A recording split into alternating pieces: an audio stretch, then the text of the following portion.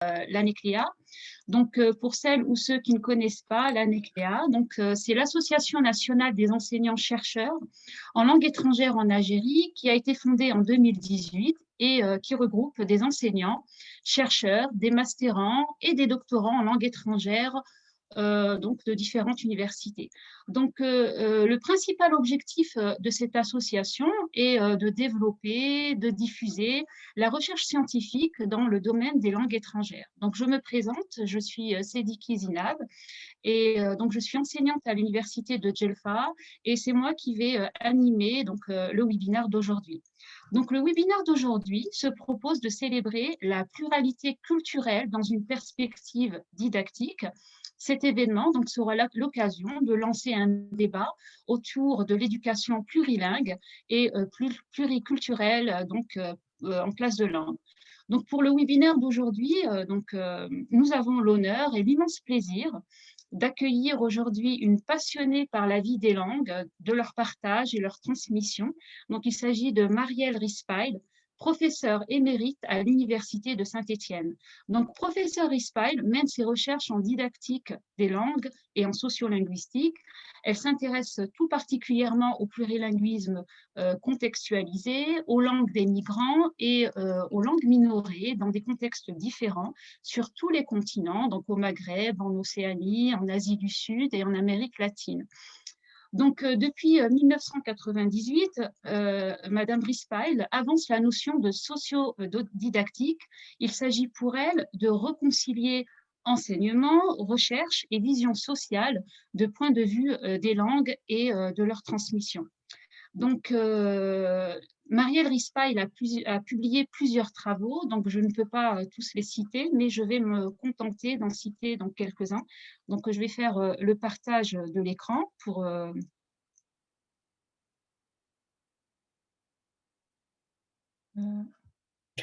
voilà, je ne sais pas si c'est... voilà, donc le premier ouvrage,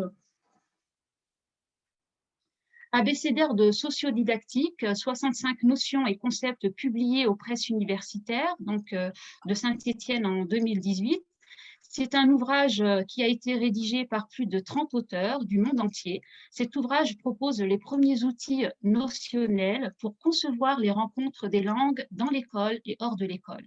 Donc, un deuxième ouvrage, Esquisse pour une école plurilingue, réflexion sociodidactique, publié en 2012, l'ouvrage met en exergue la rupture instituée par l'école, le monde social et le monde scolaire. Il présente des analyses s'appuyant sur des corpus recueillis dans des contextes différents, donc l'Algérie, la Syrie, Pays Basque. Donc, le troisième ouvrage, Langue maternelle, contact, variation et enseignement, le cadre de la langue amazigh, publié en 2005. Cet ouvrage réunit des recherches issues de plusieurs pays pour aborder la question berbère. Il ouvre la problématique de l'enseignement des langues minorées et en situation de contact de langue. Et puis, vous avez aussi former aux langues et aux cultures des autres une autre gageure.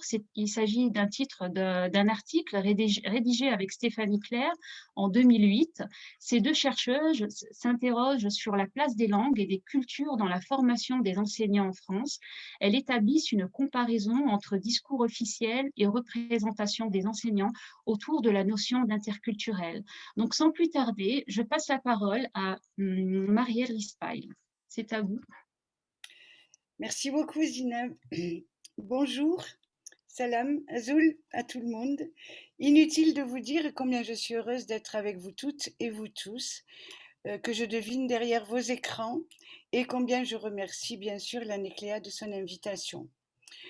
Je tiens à dire que je refuse la plupart des invitations de ce genre depuis quelques mois à cause de la frustration, vous vous en doutez, due à la visio. Mais pour l'ANECLEA, je ne pouvais refuser et je vous ai accepté pour deux raisons.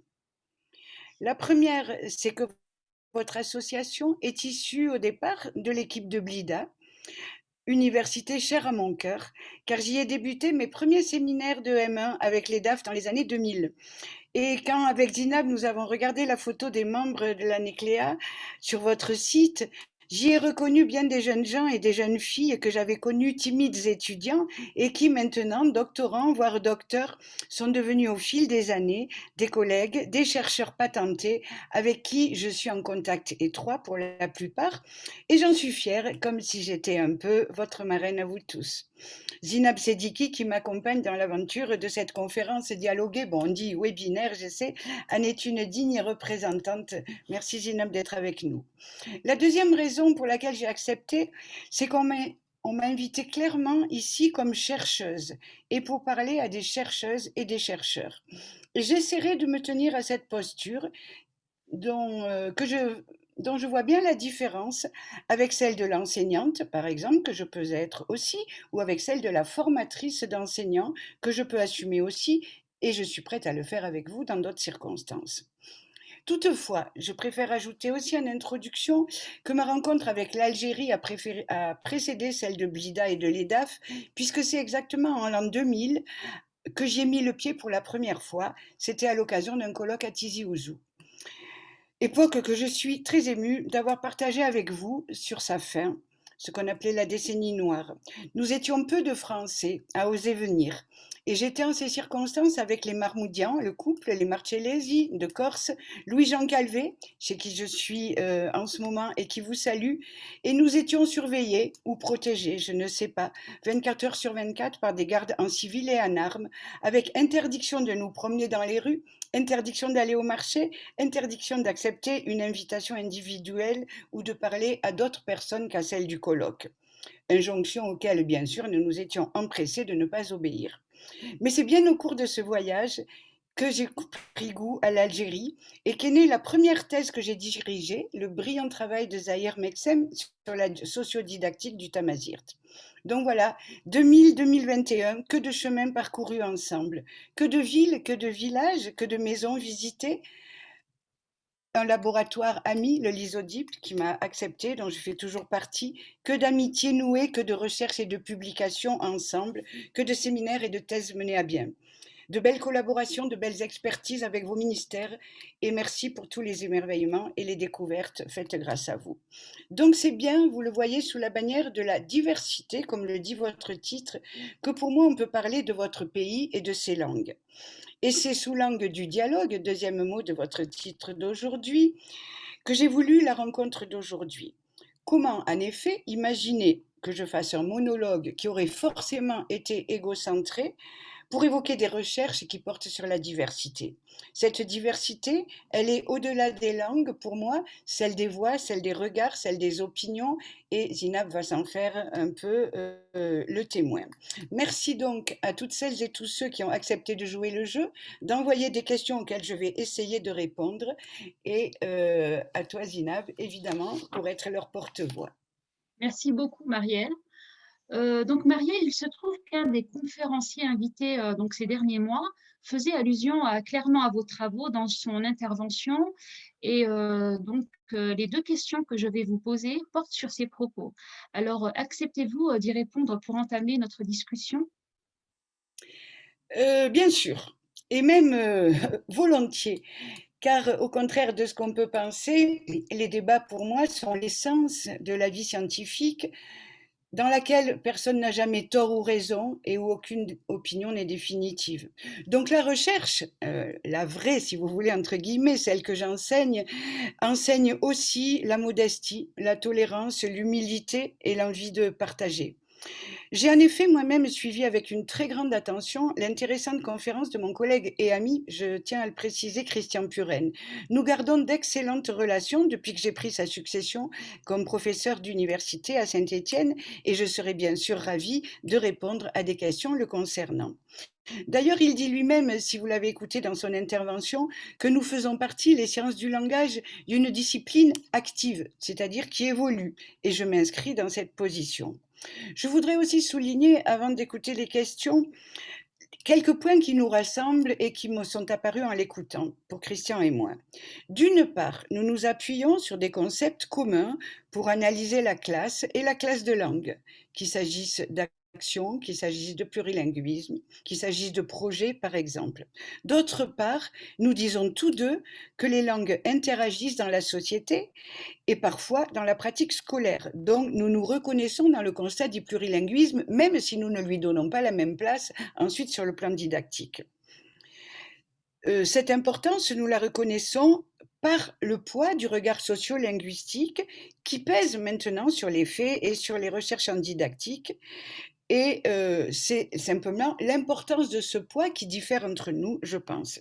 Et pour terminer, je souscris totalement à la parole de Christian qui dit « Entre chercheurs, il n'y a pas de problème, il n'y a que des problématiques. » Problématiques différentes, bien sûr, mais ce qui veut dire pas de conflit. Nous sommes bien, évidemment, grâce à lui, dans le thème de la diversité.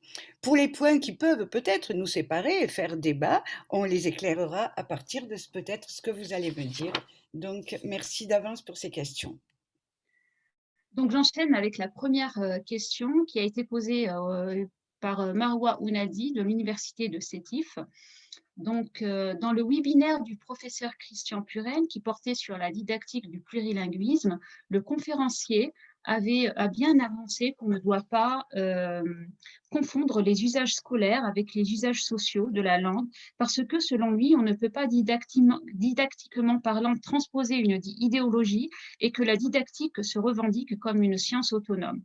Alors qu'il avance dans plusieurs contextes, souvent, que l'apprenant est un futur acteur social en voie de formation. Qu'en pensez-vous ? N'estimez-vous pas qu'il génère une certaine contradiction de sorte que si l'on considère que l'apprenant est un futur citoyen, comme il cite, cela est déjà une bonne raison pour associer l'usage scolaire avec l'usage social de la langue. Donc voilà sa question, cette première question. Belle question, déjà bien complexe. Elle met l'accent, si j'ai bien écouté, hein, sur l'apprenant. Et elle le tape évidemment en plein dans le mille de la première dissension entre Puren et les personnes comme moi qui se réclament de la sociodidactique. En effet, la personne qui l'a posée, Marois, que je ne connais pas, mais que je salue, note avec justesse, comme je vous le disais précédemment, qu'à partir du constat commun, le plurilinguisme social, concept qui est particulièrement pertinent, bien sûr, dans le contexte algérien, je pense que nous y reviendrons, à partir donc de ce constat commun, nous tirons des conséquences différentes pour la classe. Ce qui ne veut pas dire que nous sommes en conflit, bien sûr. Dans la deuxième partie de sa conférence que j'ai écoutée, réécoutée, et à travers un schéma très clair, fait spécialement pour vous, Puren nous dit qu'il définit la place et le rôle de l'enseignant de langue qui serait là pour mettre en œuvre, au mieux, les directives de la politique linguistique posées par les décideurs au niveau national, en distinguant les décideurs, les responsables de l'éducation et l'enseignant dans la classe, à 3 niveaux. Donc l'enseignant serait là pour enseigner telle ou telle langue si le système scolaire institué le lui demande. C'est là sans doute que se posent des nuances avec notre position, car pour moi et nous, une demande, par exemple, qui serait monolingue pour l'école n'est pas pertinente dans un environnement social qui est lui-même plurilingue. Non seulement en tant que but, c'est-à-dire enseigner une seule langue qui serait isolée des autres langues de la société, mais aussi en tant que moyen. Et Puren distingue bien dans sa conférence ces deux niveaux du plurilinguisme, et il en pose même la question, est-ce que c'est un moyen ou est-ce que c'est une fin ? Pour moi et les chercheurs et chercheuses qui travaillent dans mon sens, le plurilinguisme est, j'insiste, à la fois, et c'est là qu'il peut y avoir scission, un moyen et une fin dans la classe. J'y reviendrai un peu plus tard sans doute. Donc nous nous proposons de nous appuyer sur toutes les langues de la classe qui y entrent par le biais des élèves, de l'enseignant et d'autres supports sans doute.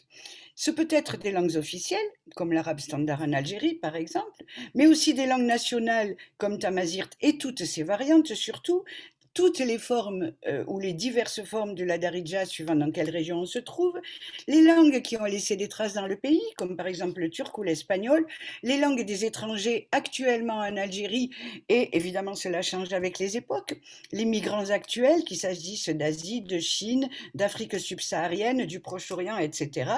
Tout cela pour enrichir la pratique de classe.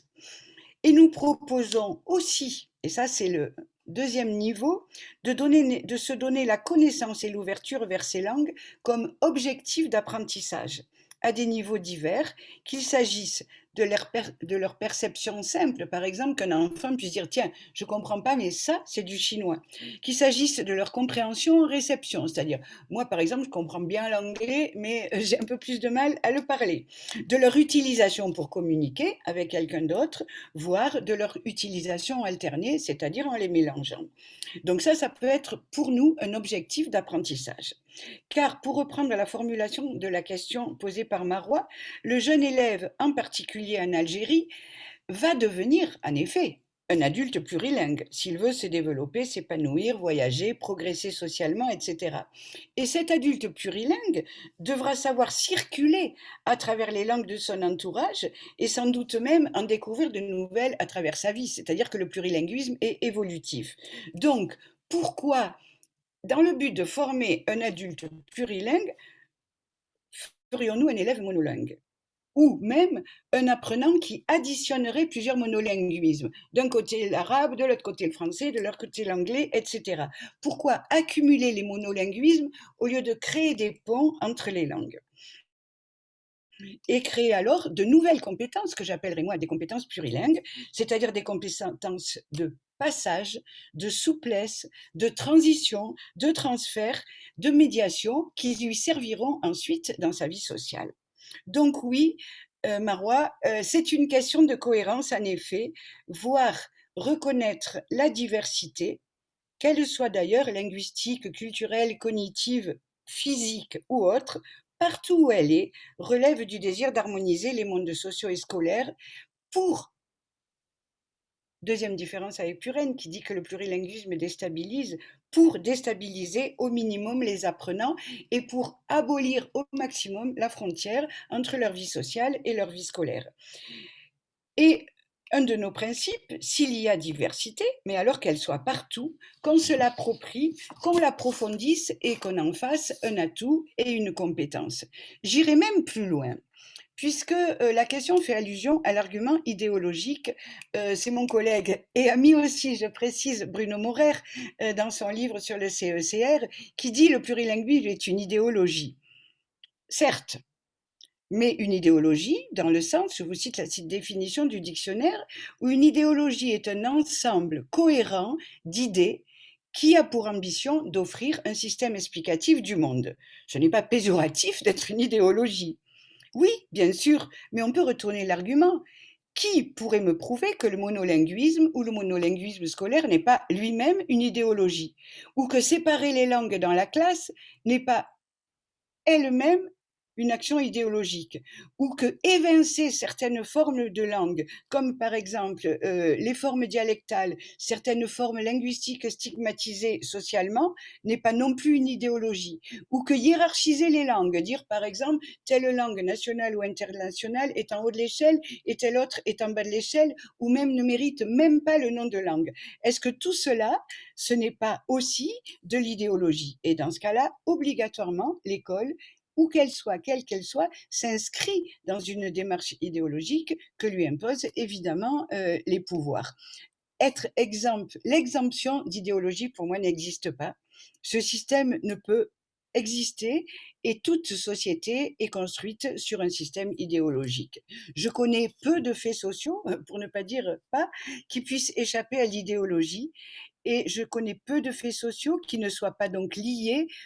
Quand je dis idéologie, je veux dire au type de société, d'une part, dont il est issu, mais aussi qu'il perpétue, ou qu'ils peuvent combattre. Tant mieux sans doute. Tout ce que nous faisons a un sens qui est un sens collectif et qui forme la société de demain. Voilà tout ça pour dire, oui Marois, je suis d'accord avec vous, bien sûr. Donc, j'enchaîne avec sa seconde question, donc la question de Marois, qui est toujours en lien avec la conférence de Puren. Donc, la question donc, est la suivante. Le conférencier a avancé que vous, en tant que sociolinguiste, n'avez pas précisé à qui vous vous adressez exactement en défendant l'idéologie plurilingue dans les classes de FLE, et qu'on ne peut pas s'adresser à la fois aux responsables des politiques linguistiques et éducatives, les enseignants de langue et les inspecteurs, parce que, selon lui, ils n'ont pas les mêmes enjeux. Qu'en pensez-vous? En effet, Zineb, oui, vous avez bien vu, cette question prolonge la précédente et elle approfondit à partir de la notion d'idéologie. Ça demande évidemment un vrai exposé.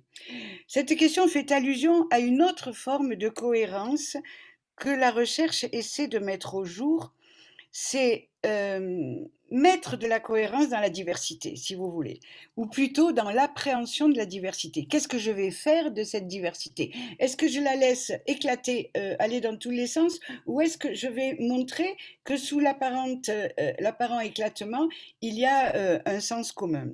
Précédemment, dans la question précédente, il me semble qu'il s'agissait de la cohérence pour l'apprenant entre sa vie sociale d'un côté, sa vie scolaire de l'autre, et celle qui attendait l'adulte futur.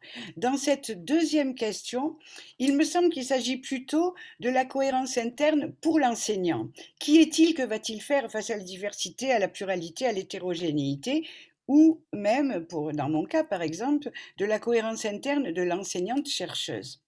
En d'autres termes, je reformule les choses comme je les comprends. Puis-je, d'un côté, adresser en tant que chercheuse certains résultats de mes recherches aux responsables politiques de l'éducation et autres, comme on me le demande souvent, on me l'a demandé en Algérie comme dans d'autres pays par le biais des ministères. Et est-ce que je peux d'un côté donner ces résultats de recherche et appliquer dans les classes des directives qui seraient contraires à ce que j'ai montré et auxquelles je ne crois pas? Je donne un exemple. Est-ce que je peux dire, oui, je vais enseigner la langue officielle? Non, nous n'allons parler en classe que la langue enseignée, en dehors de toute autre langue. Renvoyons hors de la classe les langues familiales ou les langues qu'ont rencontrées les élèves dans leur classe. Privilégions l'écrit par rapport à l'oral. Sanctionnons tous les écarts par rapport à la norme linguistique sociale, etc.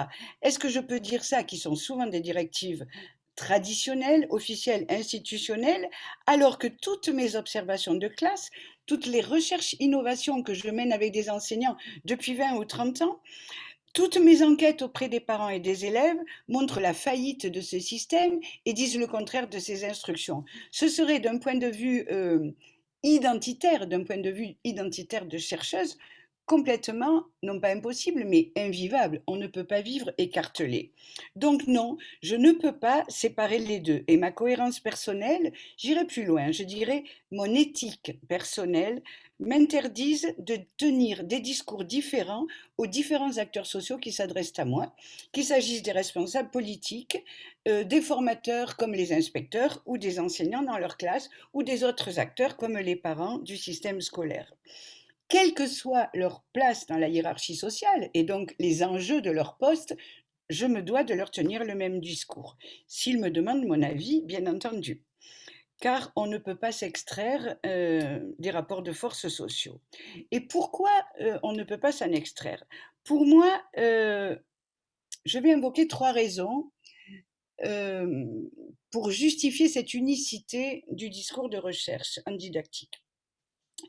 La première raison, c'est que favoriser dans la classe l'épanouissement d'un plurilinguisme, à la fois, je le disais, comme moyen et comme apprentissage, cela va dans le sens, et c'est une expression à laquelle je dis justice sociale. C'est en tout cas la dimension idéologique que j'y vois. Comprenez-moi bien, dans une famille aisée, l'enfant aura de toute façon l'occasion d'acquérir des compétences plurilingues. Il verra des livres chez lui, peut-être même écrits en diverses langues. On lui fera écouter des films, des émissions de télé, ou bien sur Internet, où interviennent diverses langues et cultures. Il entendra des chansons d'autres pays, par la radio, par le smartphone. Les parents vont recevoir des courriers, peut-être qu'ils viennent d'ailleurs, de l'étranger, voire ils vont le faire voyager, visiter de leur famille établie en Europe, en Amérique, au Canada, etc. Donc cet enfant va être soumis à un plurilinguisme actif, va y développer des compétences. Alors que l'enfant d'un quartier défavorisé ou de la campagne n'aura que l'école pour lui offrir ses ouvertures plurilingues. Alors, que faire, nous, enseignants, chercheurs? Quelle école voulons-nous? Quelle société voulons-nous? Quelle justice sociale voulons-nous? Pour moi, c'est essayer d'amoindrir cet écart entre l'injustice sociale. La deuxième raison pour tenir un discours unique à tout le monde touche à la place du chercheur ou de la chercheuse dans la société. Je redis les choses simplement, à quoi servons-nous? Eh bien, je reprendrai pour cela une réponse de mon collègue et ami Joachim Dolz, que certains connaissent, qui est déjà venu en Algérie, qui est espagnol d'origine, catalan, et qui travaille en Suisse. Il dit, le chercheur sert à produire du savoir et à l'offrir à la société. Qu'est-ce que ça veut dire, construire du savoir? Ça veut dire que nous essayons de décrire, de prouver, de montrer, de démontrer, de démonter parfois certains fonctionnements des mécanismes, des enchaînements de cause à effet. Nous essayons de les mettre au jour, de les clarifier, d'en faire des objets publics, sociaux, et de mettre en lien certains de ces objets. Et ensuite, nous ne faisons pas de prescription. Nous ne disons pas il faut faire ceci ou cela. Nous disons à la société et aux responsables, voilà ce que j'ai trouvé. Faites-en le meilleur usage possible au profit de tous. Cette tâche de mise au jour des savoirs, elle est infinie, c'est-à-dire on n'a jamais terminé. Elle est complexe parce que parfois il y a des contradictions dans ce que nous mettons au jour. Elle n'est jamais terminée parce que la société évolue, l'histoire évolue, et donc, elle ne peut nous enseigner, et c'est vraiment très important pour moi, que l'humilité. Et concernant la diversité linguistique et culturelle pour laquelle nous sommes là aujourd'hui, qui est inhérente à toute société, vous serez d'accord avec moi, euh, notre rôle est d'éclairer cette diversité. En disant, grâce à nos enquêtes, grâce à nos observations, grâce à nos descriptions, en disant aux gens, on veut vous le faire croire souvent. Vous vous croyez identique, vous vous croyez ressemblant, vous croyez relever d'un même moule. Et pourtant, vous êtes tous différents. La diversité vous caractérise. Vous êtes pluriels, nous sommes pluriels. À l'intérieur de nous-mêmes, dans une même famille, dans un groupe, dans une classe. Tout pays, toute région, toute ville est plurielle. Et cela n'est ni à louer, ni à regretter, ni à combattre. C'est ainsi. La pluralité fait partie du monde. Par contre, le nier et faire croire que nous sommes tous pareils, ça c'est une tromperie idéologique. Donc, essayons de ne pas nous tromper. Et à partir de ce constat de pluralité, on peut faire beaucoup de recherches pour la classe, par exemple. Un de nos derniers ouvrages collectifs à Saint-Étienne s'appelle L'arc-en-ciel de nos langues et il montre que des enseignants, dans leur classe, ont mis en place des stratégies, des innovations pour essayer de lier cette diversité, d'en faire un réservoir, un trésor commun, j'allais dire, au profit de tous les élèves. Et nous en avons fait une recherche-action qui prouve, d'une part, que prendre en compte la diversité dans la classe de langue, que ces langues soient maternelles ou étrangères, que reconnaître à l'enfant sa ou ses langues familiales avant de lui enseigner les langues de l'école, qu'il faut enseigner, hein, je suis bien d'accord, lui montrer toutes les variations de sa propre langue maternelle avant de lui montrer celle de la langue enseignée, tout cela, c'est faire de la classe une sorte de microcosme social, un microcosme du chatoiement social, une sorte de laboratoire que les enfants sont tous prêts à assumer. Et c'est faire de l'élève un être responsable, qu'on respecte, pas un seau qu'on remplit, un être réfléchissant, un être désireux de savoir, curieux des autres, tolérant et avide de différence. Et l'enfant, quand il est éveillé à cette diversité, a très vite envie d'en savoir plus, d'apprendre et de passer d'une langue à l'autre. En tant que chercheuse, ce que je voudrais, moi, voir enseigner, et j'en ai vu beaucoup d'exemples dans mes enquêtes dans les classes, ce n'est pas la maîtrise, ça n'existe pas, ou l'apprentissage d'une langue, c'est la construction du sens. Je voudrais que les élèves, de plus en plus, et grâce à toutes les disciplines, pas simplement aux langues, sachent construire le sens de leur vie et le sens de la société.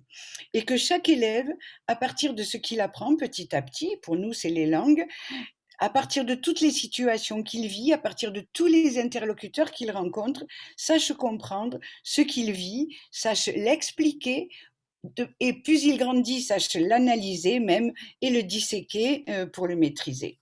Je vais vous donner un exemple linguistique très simple. Si j'enseigne à mes élèves que, par exemple, pour prendre congé de quelqu'un en français, il faut lui dire au revoir, c'est à la fois juste et à la fois une erreur. Pourquoi une erreur? Parce qu'en fait, il y a 1000 façons de se quitter en français.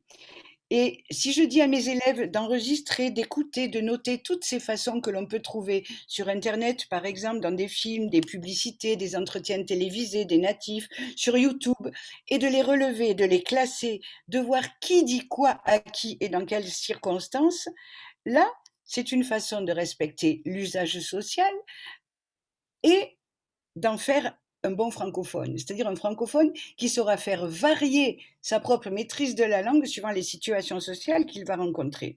En effet, personnellement, je dis salut parfois, je dis ciao parfois à des gens autour de moi, mais je ne le dis pas aux mêmes personnes. Je ne dis pas salut, ciao ou bye bye aux mêmes personnes ni dans les mêmes circonstances.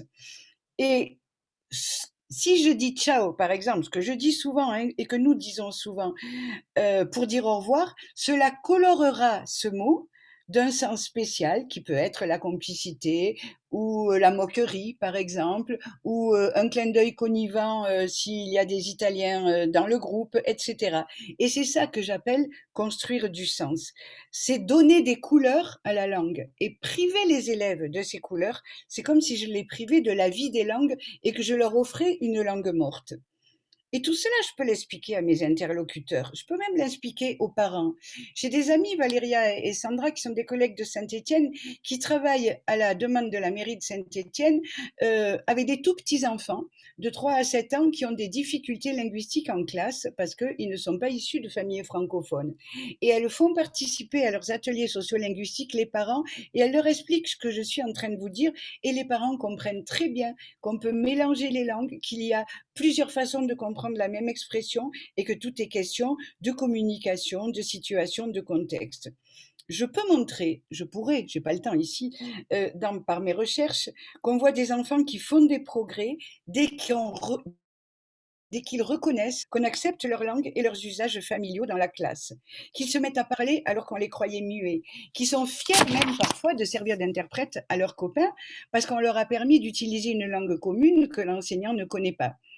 Donc, ces résultats que je peux montrer, parce qu'ils existent par des enquêtes, je les donne aux responsables, je les donne aux inspecteurs, je les donne aux enseignants, qui bien sûr ont des enjeux différents, je suis d'accord avec la personne qui a posé la question, et ils en font ce qu'ils veulent ou ce qu'ils peuvent. Ce n'est pas à moi à leur dire ce qu'ils doivent faire dans la classe.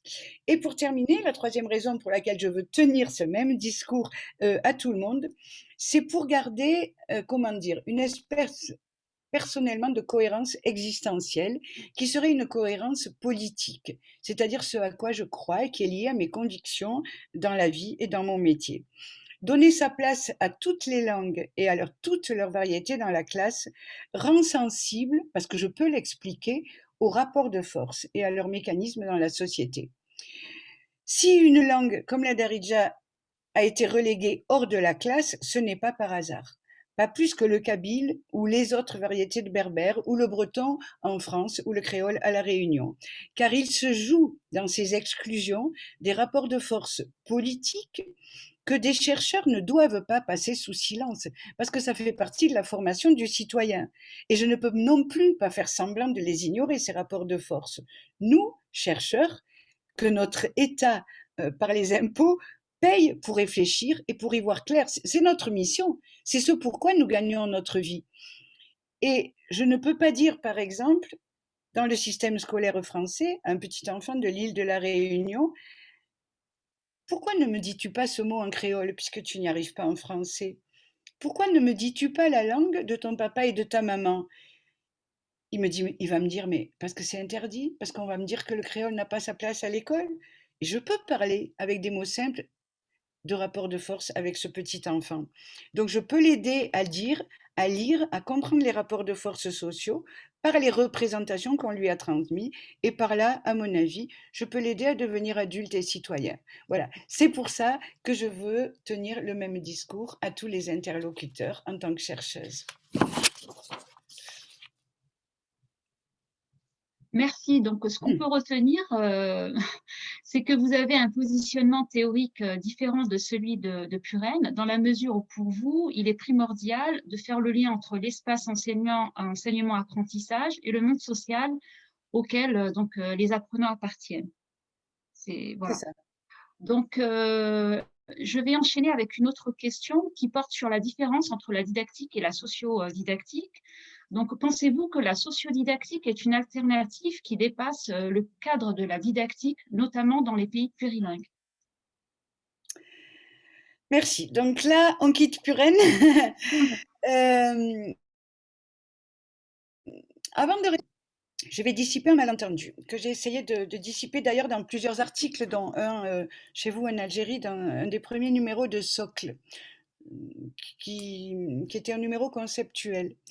Ce malentendu, c'est le fait que beaucoup de gens croient que la sociodidactique serait une sorte de didactique parmi d'autres, une façon d'enseigner, c'est-à-dire qu'ils n'en voient le côté que applicationniste dans la classe. Or, il n'y a pas eu, j'espère qu'il n'y aura jamais, de manuel de sociodidactique, car pour moi, ce n'est pas une sorte de didactique. Quand j'ai parlé dans ma thèse, et avec l'acceptation de ma directrice de thèse, Louise Daben, de sociodidactique, c'était d'abord et avant tout pour moi pour définir un champ de recherche. Donc c'est un mot qui s'adresse aux chercheurs d'abord, plus qu'aux enseignants. C'est une façon de faire se croiser dans nos questionnements à la fois des problématiques linguistiques, sociolinguistiques et des interrogations scolaires. C'est une façon de dire aux enseignants, parce que j'étais enseignante moi-même de collège et de lycée avant d'être chercheuse et universitaire, c'est pour leur dire, dans toute recherche en didactique, il faut envisager d'abord le versant social et sociolinguistique, ce que mon ami Philippe Blanchet appelle le contexte. Quand par exemple un jeune chercheur me dit « Je voudrais faire une thèse sur le théâtre à l'école » ou « Je voudrais faire une thèse sur la pédagogie du projet » ou « Je voudrais faire une thèse sur l'enseignement de l'écrit ». Est-ce que vous m'acceptez est-ce que vous acceptez de diriger ma thèse? Je lui dis d'abord « Où es-tu? D'où m'écris-tu? Qui es-tu? Qui va faire du théâtre à l'école? Dans quelle région? Dans quelle école? Dans quel lycée? Dans quel collège? Dans quel quartier? Qui parle quoi dans cette école et dans ta classe? Et donc, je lui replonge le nez dans son terrain, parce que c'est de là que doivent venir les questionnements et les problématiques pour moi, et pas de la tête du chercheur seulement.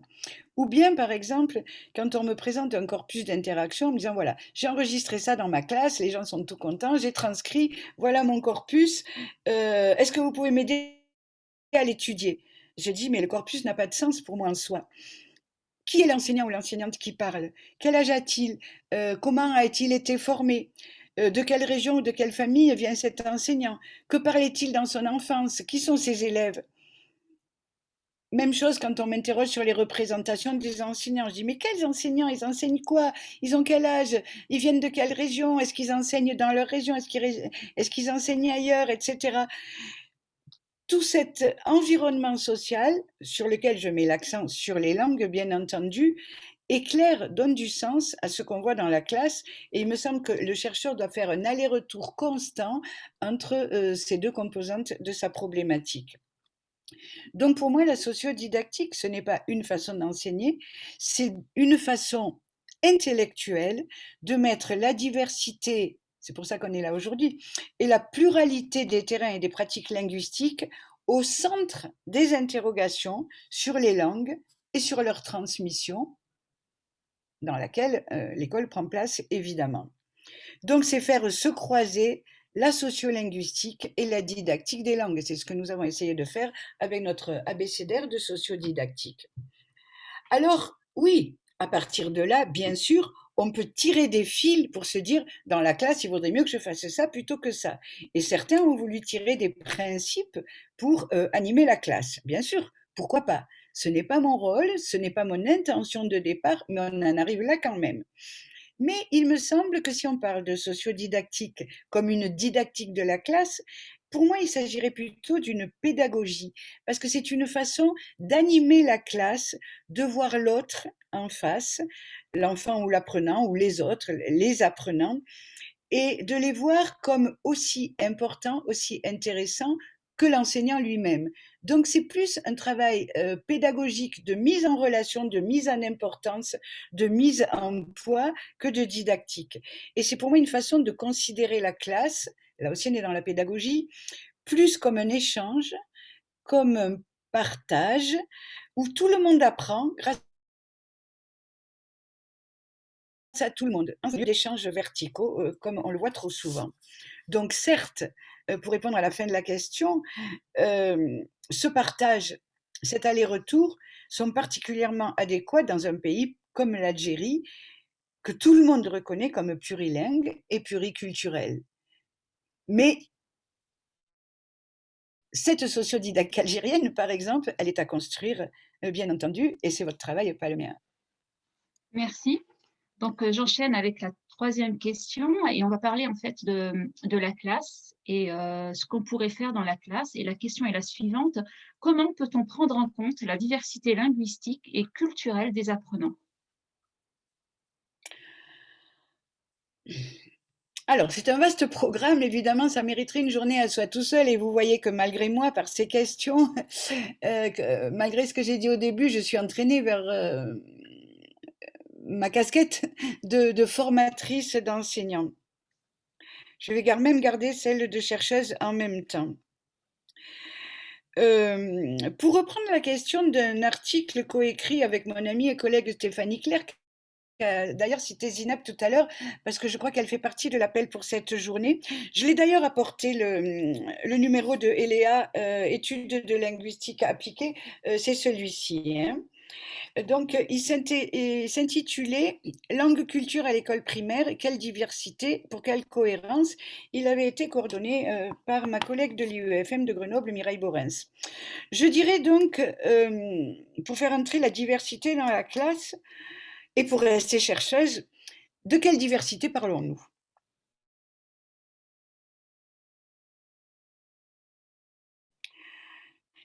Dont on se gargarise souvent pour se donner bonne conscience, mais qu'on ne définit pas toujours avec rigueur. Pour commencer, j'insisterai pour dire, un peu contrairement peut-être à la question posée, que la diversité n'est pas que, elle y est, mais pas que du côté des apprenants. Elle est aussi, bien sûr, du côté derrière eux, en arrière-fond de leur famille, de leurs parents, de leur milieu social, etc.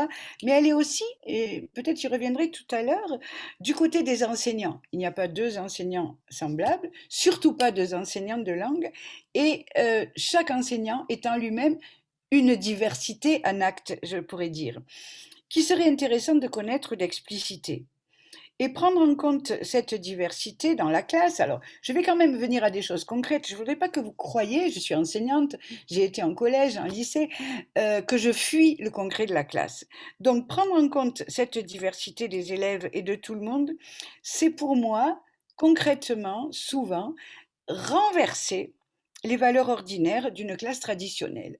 Alors, renverser, c'est-à-dire, c'est faire le contraire, souvent, de ce qu'on fait par tradition, non pas parce qu'on y croit, mais parce que c'est plus facile de reproduire ce qu'on a vécu étant enfant soi-même. Par exemple, et vous savez, pour ceux qui me connaissent, que ma thèse porte là-dessus, par exemple, c'est donner la priorité, surtout en langues étrangères, hein, vous êtes dans une association de langues étrangères, donner la priorité à l'oral sur l'écrit. Commencer par l'oral, approfondir l'oral, aller très loin à l'oral et non pas se servir de l'oral comme un marchepied pour l'écrit. Ça, c'est le premier renversement. Le deuxième, c'est donner la parole plus aux élèves qu'aux maîtres. Enregistrer une classe, chronométrer combien de temps parle le maître, combien de temps parlent les élèves, vous verrez que c'est très efficace comme preuve de qui parle dans la classe. S'appuyer souvent sur, non pas ce que ne savent pas, on essaie toujours de coincer les élèves par des choses qu'ils ne savent pas, mais par ce qu'ils savent, en leur faisant dire ce à quoi ils croient, ce qu'ils ont entendu, quels mots ils ont entendu, comment on le dit chez eux, comment ils l'ont entendu à la radio, comment on prononce un tel. Les élèves savent énormément de choses. J'ai des petites filles, vous savez, je suis vieille, de 3 ans, des jumelles, et je vois qu'elles savent beaucoup de choses. Elles savent déjà dire, refaire l'accent de quelqu'un, par exemple. Elles répètent des mots. Je les ai entendues dire quand elles avaient 2 ans, l'expression tout à l'heure, par exemple. Dans toutes les phrases, elles disaient tout à l'heure. Elles venaient de l'apprendre, elles ne savaient pas du tout ce que ça voulait dire, mais elles se disaient il y a bien une fois où ça va marcher. C'est comme quand on essaie un tournevis pour tourner une vis, et puis de temps en temps, on dit ah oui, d'accord. Et je voyais bien qu'elles enregistraient les moments où tout à l'heure était bien à sa place. Donc, il faut comme ça faire sortir aux enfants tout ce qu'ils savent pour valider leurs compétences, leurs connaissances, et non pas ce qu'ils ne savent pas. Autre renversement des valeurs et des traditions, mettre en commun tout ce que savent les élèves, qu'ils soient adultes ou enfants, au lieu de les mettre en concurrence. Donc ne pas évaluer, ne pas classer, ne pas noter sans arrêt. Avec cette idée à leur mettre dans la tête, qui servira aux citoyens futurs, on va essayer tous ensemble de résoudre tel ou tel problème, ou par petits groupes. On va essayer tous ensemble, par exemple, je le ferai toujours à l'université, de comprendre une publicité dans une langue que vous ne connaissez pas. Mon père est basque, je le fais toujours pour une publicité basque, et je dis voilà, c'est écrit en basque, qu'est-ce que vous comprenez? Sur quoi vous allez vous appuyer? Sur l'image, sur les couleurs, il y a une date, etc. Et petit à petit, on voit que tous ensemble, on construit du sens là où une seule personne n'aurait pas réussi. Quatrième lieu d'opposition à la tradition, c'est valoriser d'abord la variation, valoriser d'abord la multiplicité. Ça peut vous paraître contradictoire, mais j'y reviendrai. Ah, tu dis cela de telle façon, toi, et toi, comment tu dis, et toi, comment tu prononces, et toi, quel mot emploies-tu, quelle est la différence?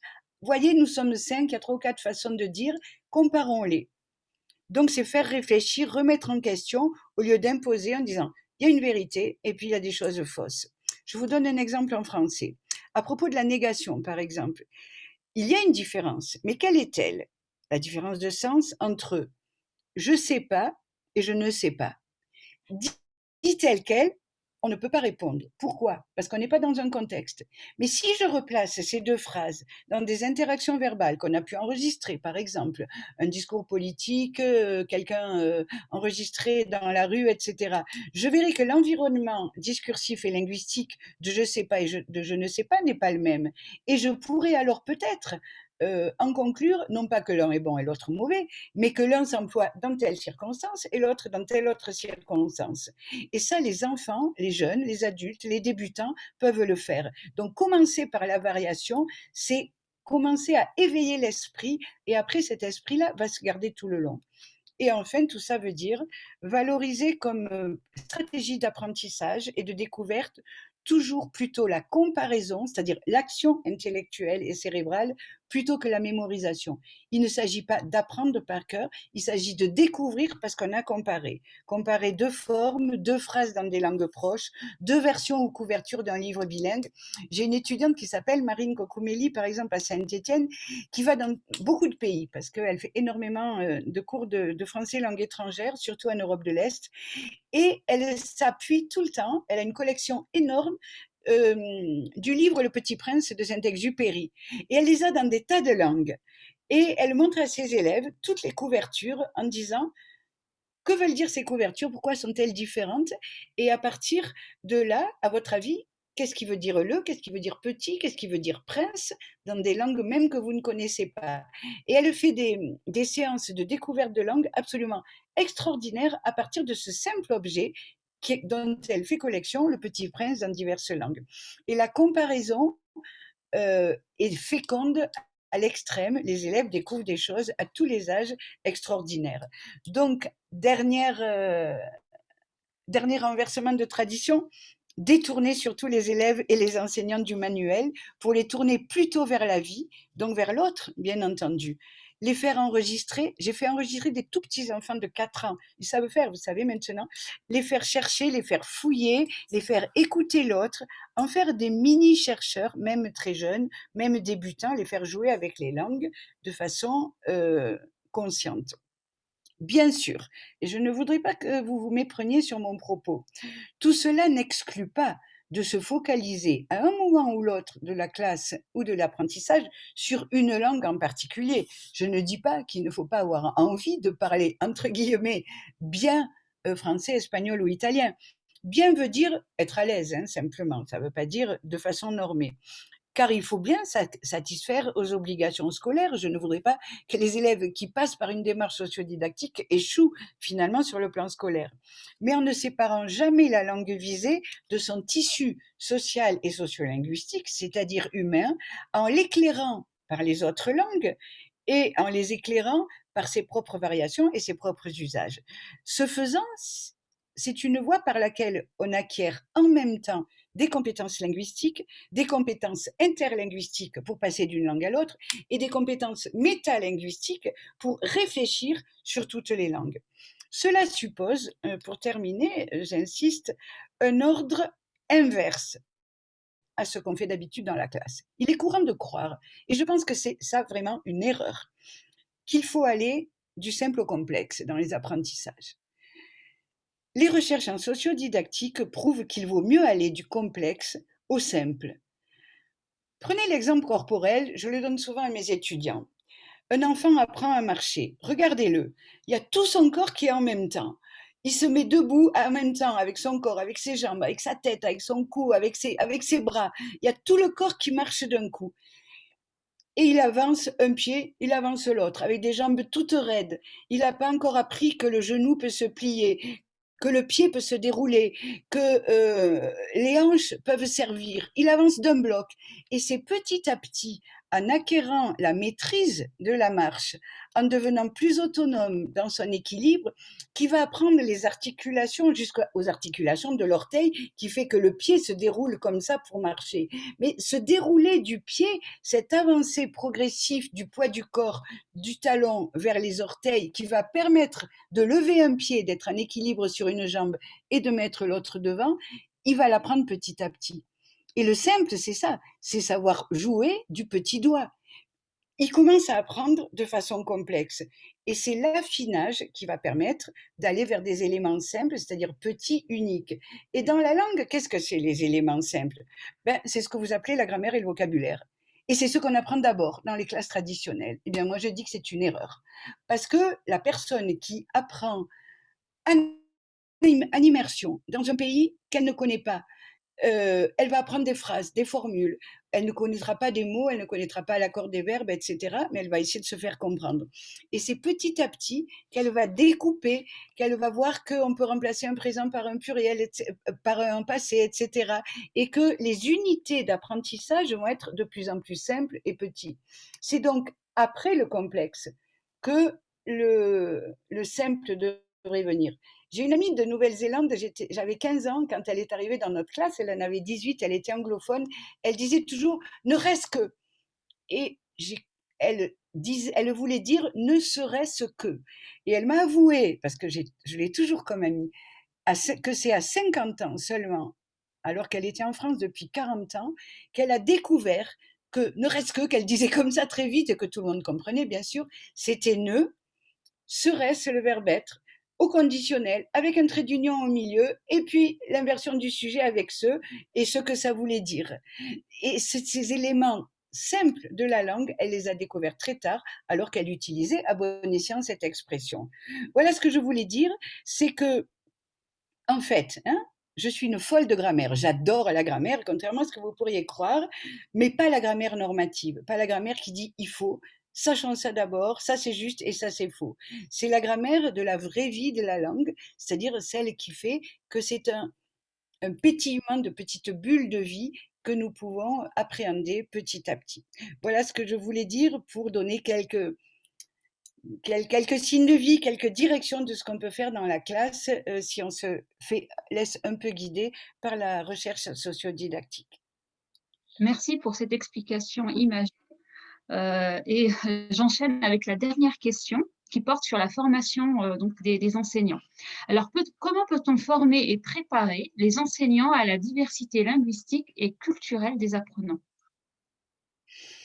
Encore un deuxième lourd programme, et donc voilà ces casquettes d'enseignante et de formatrice que je voulais bien distinguer de la chercheuse et éviter un peu qui me sont retendues aujourd'hui. Je ne vais pas me débiner. Ta question, Zinab, que tu me retranscris, porte l'expression diversité linguistique et culturelle. Alors, avant de répondre sur le plan de la formation des enseignants, je vais vous donner quelques idées d'après ma modeste expérience. Je vais insister sur un détail qui n'est peut-être pas un détail quand même, mais qui est très important pour moi. Les personnes attentives parmi vous qui m'écoutez,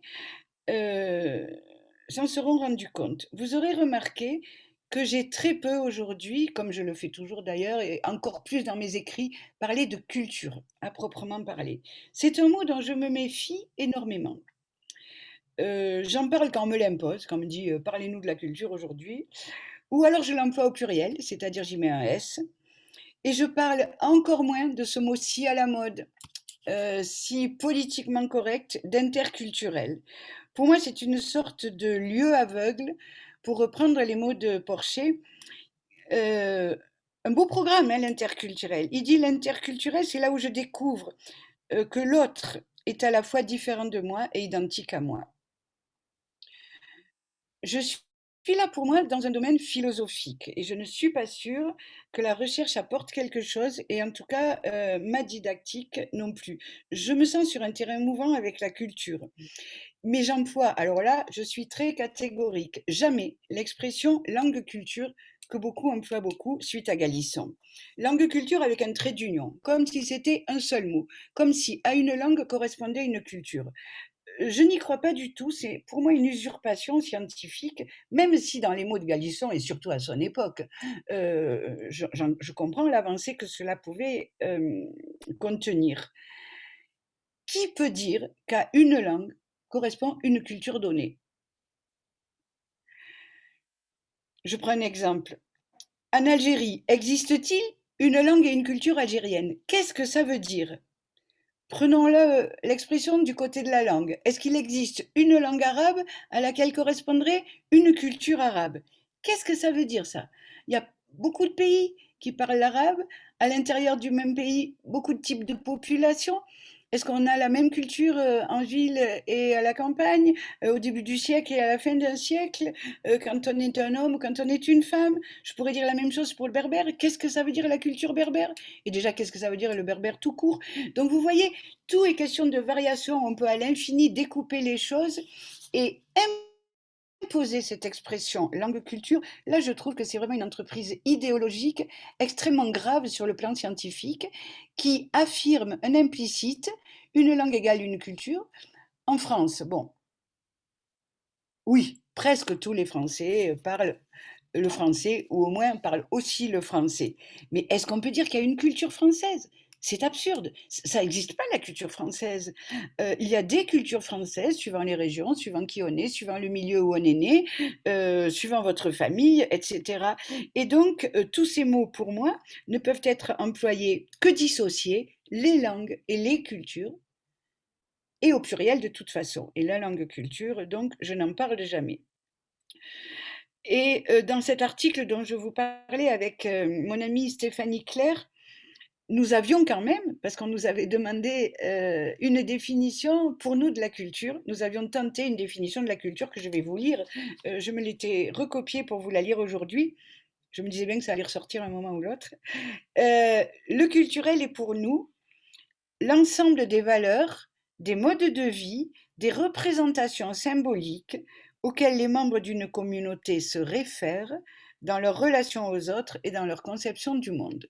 Voilà, nous plaçons la culture dans la construction d'une communauté et surtout dans les représentations et les valeurs, plus que dans des choses concrètes, ce qu'on y met d'habitude, la religion, les fêtes, la façon de s'habiller, l'architecture, la façon de manger, etc.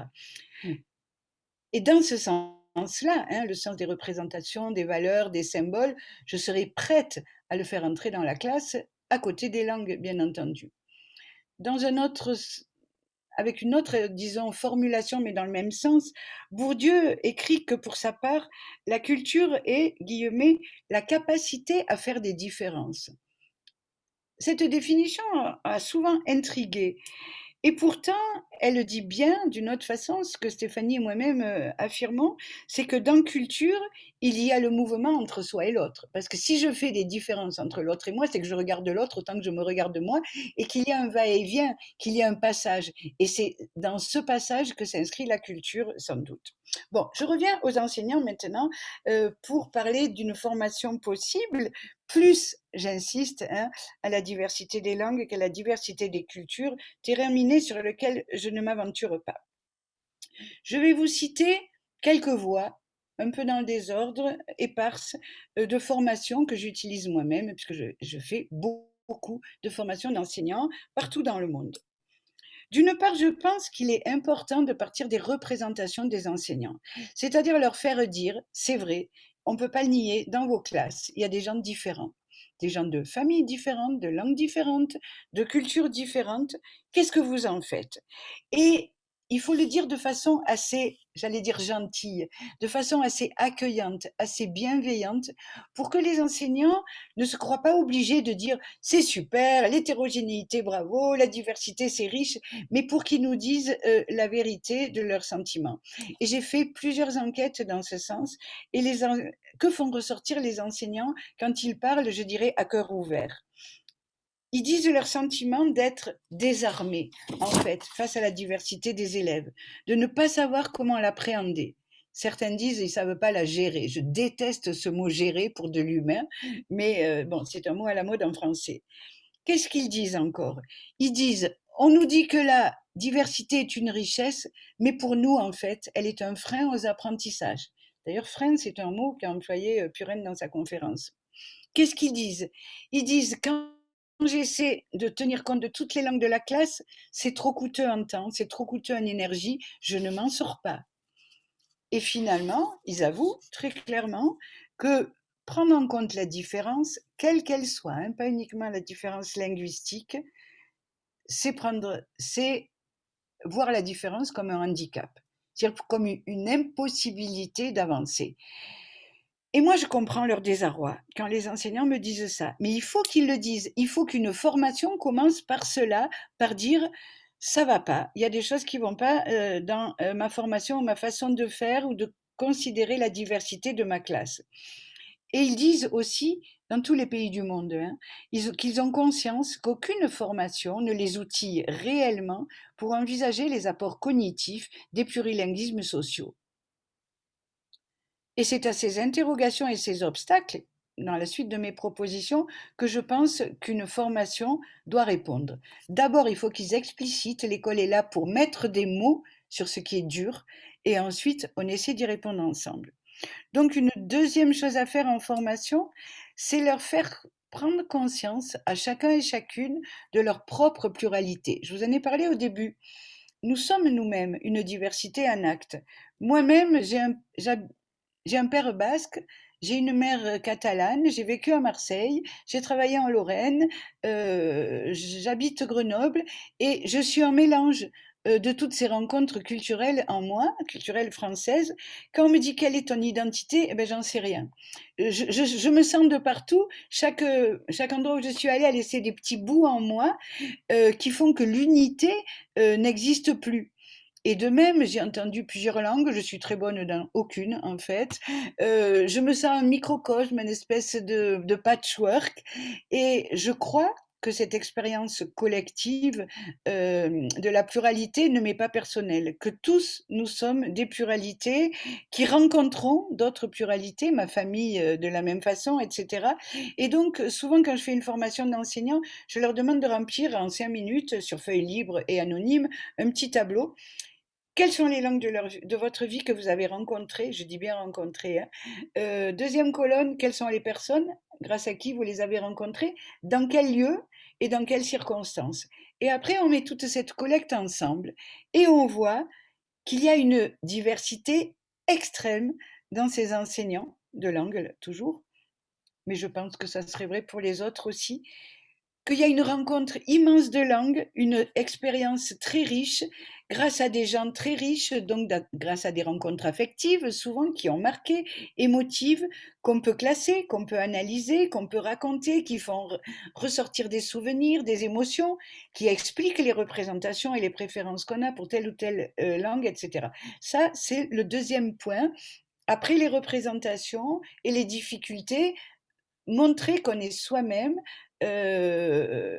une diversité linguistique et culturelle.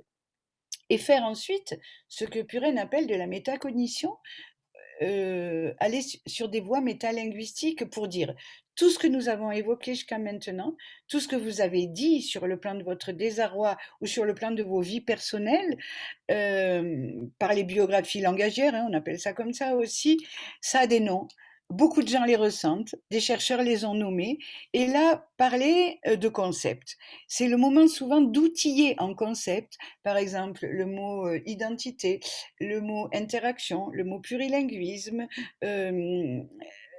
et dire que on voyage entre ces concepts, les sentiments ont des mots, les connaissances ont des mots, et même les tensions ont des mots. Ce n'est pas une honte de se sentir tiraillé entre deux décisions qu'on ne sait pas prendre dans la classe.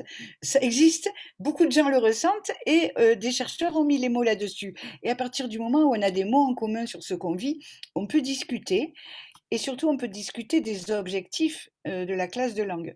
Je demande toujours en troisième étape à mes enseignants en formation, quel est votre objectif en tant qu'enseignant?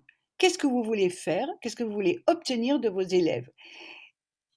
Et là, je ne dis pas il y a des bonnes et des mauvaises réponses, bien sûr, le débat commence, l'interaction commence. Et je pense qu'il est important, c'est ma troisième étape, de poser l'interaction comme pièce maîtresse de l'édifice de formation des enseignants. Et que cette interaction, parce qu'elle montre tout le respect qu'on donne à chaque expérience, pourra être ensuite transférée dans la classe avec les élèves. Et à partir de ces interactions, on peut montrer, c'est une quatrième étape, que toutes les langues ont droit au respect, toutes les langues ont droit à l'existence, toutes les langues s'éclairent les unes les autres. Il n'y a pas de langue facile ou difficile, belle ou pas belle, plus grande ou plus petite. Écrites ou pas écrites, c'est pas vrai. Les Darija n'étaient pas écrites avant, elles sont écrites maintenant dans tous les pays arabophones. Montrer des poèmes, montrer des chansons, montrer des films, montrer des écrivains qui se sont construits, qui ont construit leur identité artistique et esthétique sur leur plurilinguisme, par exemple. Des collègues à moi de Montpellier, autour de Micheline Cellier, par exemple, ont publié un petit livre qui s'appelle Autobiographie et bilinguisme, où elle montre comment des auteurs de tous les pays se sont construits comme écrivains à partir de leur expérience bilingue et comment celle-ci a alimenté tout leur imaginaire et toute leur écriture. Et c'est un bel exemple de voir que des gens qui sont devenus célèbres, qui ont eu du succès, se sont construits sur des expériences de la diversité. Car si le bilinguisme est inconfortable, comme le dit mon ami Puren dans son webinaire de janvier, moi je dirais plutôt qu'il a été rendu inconfortable par les instances au pouvoir. Parce que les instances au pouvoir, souvent, sont avantagées par le fait de déstabiliser les gens du peuple pour mieux les diriger. Dites à quelqu'un, ce que tu parles est disqualifié, ta langue n'est pas belle, tu ne sais pas parler comme il faut. Évidemment, c'est la meilleure façon de lui couper la parole. Et c'est ainsi qu'on casse la pensée personnelle, l'esprit critique. Mais on peut renverser la vapeur. Et c'est à la classe de renverser la vapeur, à mon avis. C'est à la classe de montrer que le bilingue, le plurilingue est plus riche que le monolingue et qu'en le reconnaissant, l'enseignant va y gagner. Et c'est cela qu'il faut lui dire en formation. Tu seras mieux dans ta place d'enseignant si tu reconnais cette diversité qui est en toi et qui est dans les élèves. J'ai vu des enseignants, c'était à la Réunion, pleurer dans des séances de formation parce qu'on avait donné le droit à la parole à leur langue d'origine, par exemple le créole, qu'ils cachaient en formation parce que ça leur rendait une dignité linguistique et culturelle qu'après, ils pouvaient rendre à leurs élèves. Les biographies langagières, le fait de dire raconte-moi les langues que tu connais peuvent se faire à n'importe quel âge. Et quand les enfants ne savent pas parler, j'ai une amie professeure de collège à Saint-Étienne qui s'appelle Maggie, qui le fait très bien. Elle dit, ben vas-y, dessine. Décide-moi les langues de ta vie, dessine-moi les personnes que tu as rencontrées, dessine-moi les lieux où tu es allé. Et les enfants qui ne savent pas parler français, ils dessinent. Et ainsi, tout le monde existe ensemble. Pour finir, vous voyez, en formation d'enseignants, je pense qu'il faut simplement donner confiance en eux, aux étudiants et aux enseignants. Souvent, quand les enseignants sont traditionnels, normatifs, monolingues, c'est pas qu'ils ne croient pas à plus d'ouverture, c'est qu'ils ne se sentent pas capables de cette ouverture. Et il faut leur dire, mais vous pouvez improviser, vous pouvez créer, vous n'êtes normatif que par manque de conscience en vous. Vous savez plein de choses, mais vous avez peur de ne pas savoir faire passer ce que vous savez. Or, les formations, qu'elles soient d'enseignants ou dans la classe, souvent, font perdre la confiance en soi autour de la donnée.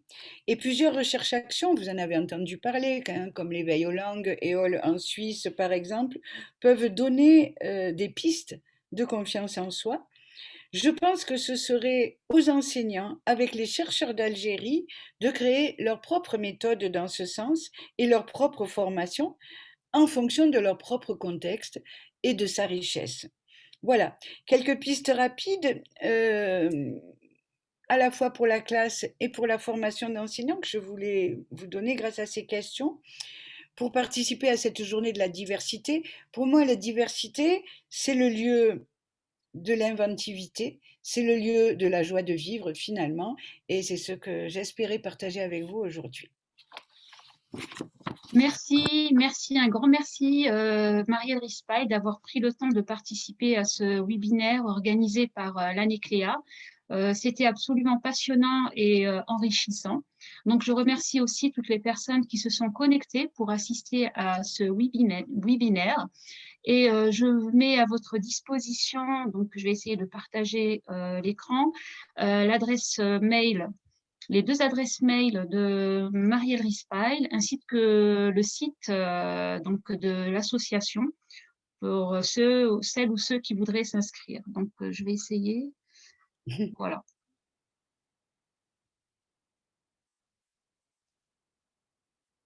Est-ce qu'on voit les deux adresses ou pas?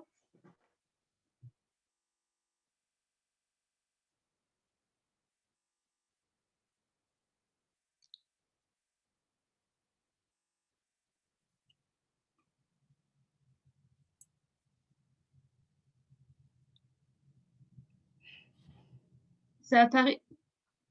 Oui. Bon, alors si vous êtes, bon, tout ça pour vous dire évidemment que le dialogue continue, je suis à votre disposition. Ceux qui me connaissent savent que je réponds quasiment directement tous les jours si on m'écrit par mail. Je voulais répéter qu'il est exceptionnel que j'accepte une visio en ce moment. Je l'ai fait pour vous parce que vous m'avez interpellé, parce que vous avez accepté le dialogue. Merci à l'ANECLEA. Et puis parce que j'ai tant d'amis IS et IES en Algérie. Mais comme il me tarde de vous revoir pour de vrai, comme il me tarde que les frontières réouvrent et que les avions revolent dans le ciel, il me tarde évidemment de vous serrer toutes et tous dans mes bras. Merci, Tenmir Choukran. Et merci à toi, Zinab, pour Merci, ce merci. travail.